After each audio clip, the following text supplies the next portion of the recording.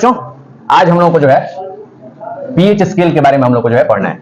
तरह तरह के जो है स्केल के बारे में आप लोग पढ़े हैं ना, जिसकी सहायता से लेंथ वगैरह मेजर किया जाता है, डिफरेंट जो स्केल के बारे में, जिससे हम लोग क्या करते हैं, लेंथ मेजर करते हैं। तो यहाँ पे जो हम लोग को पीएच स्केल के बारे में पढ़ना है। देखिए यहाँ पे क्या कर रहा है, पीएच स्केल जो है 1909 ईस्वी में 1909 में जो है ये एसपीएल सोरेनसन, इनका नाम जो है पूरा नाम था सोरेन पीटर लॉरिस सोरेनसन, जो कोपेनहेगन के जो है कार्लसबर्ग लेबोरेटरी में काम कर रहे थे। तो उस दौरान जो है ना इस स्केल का क्या किए थे, खोज किए थे।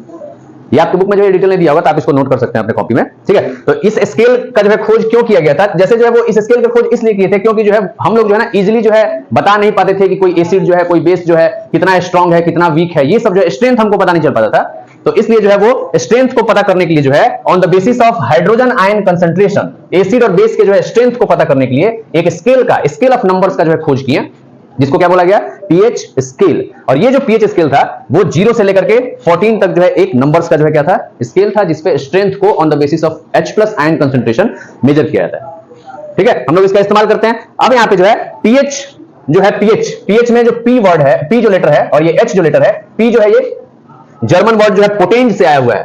किससे आया हुआ है, जर्मन वर्ड पोटेंज से आया हुआ है, जिसका मतलब क्या होता है बताइए, पावर।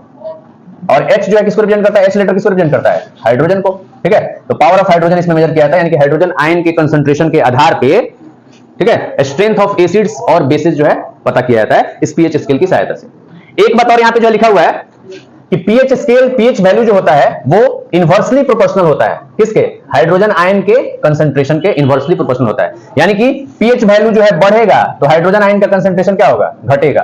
पीएच वैल्यू घटेगा तो हाइड्रोजन आयन का कंसंट्रेशन क्या होगा, बढ़ेगा, ठीक है।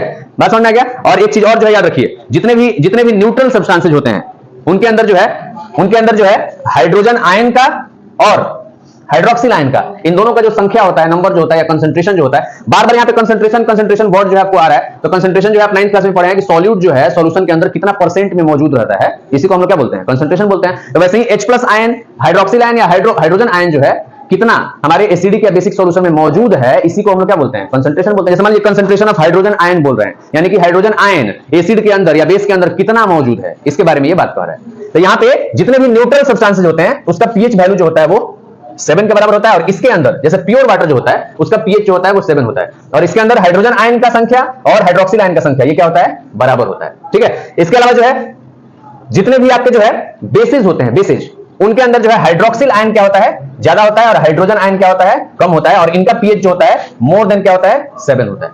पीएच जो है एक प्योर नंबर है, इसका कोई यूनिट जो है नहीं होता। ये भी जो ध्यान रखिएगा, पीएच जो होता है, पीएच एक प्योर नंबर है, इसका कोई यूनिट जो है नहीं होता, इट हैज नो यूनिट,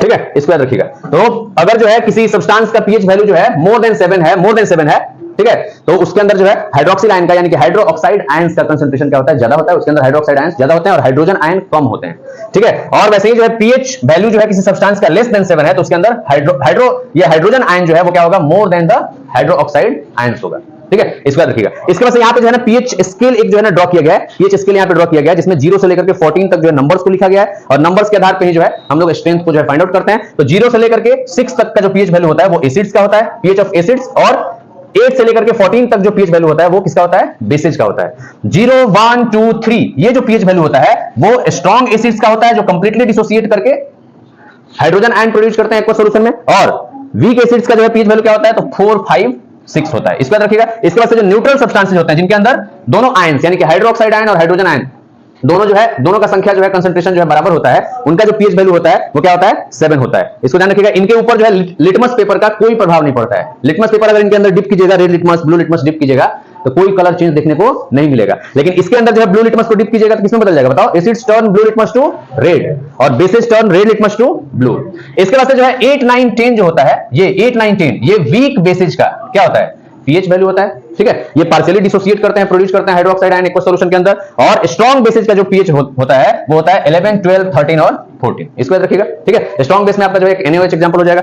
इसके बाद यहाँ पे क्या लिखा है, देखिए एरो देकर के बहुत ही इंपॉर्टेंट पॉइंट्स दिए हुए हैं। इसके आधार पे जो है बहुत सारा क्वेश्चन जो है सीबीएसई में जो है पूछता है। 4-5 जो है सब्सटेंसेज का जो है नाम दे देगा ABCD करके और उनका पीएच वैल्यू दे देगा और पूछ जाएगा बताइए किसके अंदर सबसे ज्यादा हाइड्रोजन आयन होगा, किसके अंदर सबसे ज्यादा हाइड्रोक्साइड आयंस होगा, उसका किसके अंदर ज्यादा एसिडिक कैरेक्टर होगा, किसके अंदर कम एसिडिक कैरेक्टर होगा, ठीक है। तो ये कहा देगा। तो यहां पे देखिए एरो देकर क्या दिया है कि जैसे ही हम लोग जो है पीएच स्केल के ऊपर जो है लेफ्ट साइड से जो है राइट साइड की तरफ जो है मूव करते हैं, ये हमारा लेफ्ट हैंड और ये राइट हैंड, तो लेफ्ट से राइट साइड की तरफ जो है मूव करते हैं, तो इसमें हाइड्रोजन जो आयन है यहाँ पे, इसका जो कंसंट्रेशन होता है वो क्या होता है, घटता है। हाइड्रोक्साइड आयंस का कंसंट्रेशन क्या होता है, बढ़ता है। एसिडिक कैरेक्टर क्या होता है, घटता है, ठीक है, क्योंकि हम लोग बेस की तरफ जो है बढ़ रहे हैं, और बेसिक कैरेक्टर क्या होता है, बढ़ता है। इसके बाद से जो है राइट से लेफ्ट की तरफ जब आइएगा तो हाइड्रोजन आयन का जो कंसंट्रेशन होता है वो बढ़ता है, because we are moving towards acid. Acid की तरफ क्या करते हैं हम लोग, जो है मूव करते हैं। और वैसे ही जो है हाइड्रोक्साइड आयंस का कंसंट्रेशन क्या होता है, घटता है, क्योंकि एसिड्स की तरफ आ रहे हैं, तो उसके अंदर हाइड्रोजन आयन का कंसंट्रेशन क्या होता है, एसिड के अंदर ज्यादा होता है with respect to hydroxyl ions.